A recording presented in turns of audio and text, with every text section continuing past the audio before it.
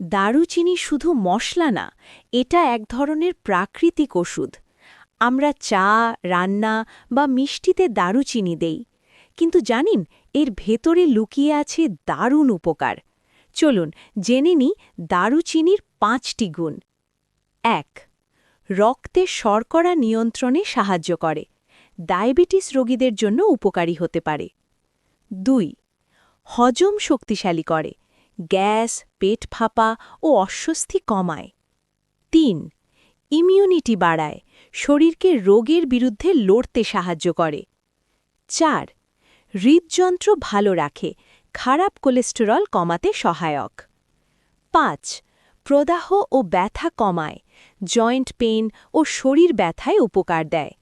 মনে রাখবেন, অল্প দারুচিনি উপকারী, বেশি হলে ক্ষতিও হতে পারে।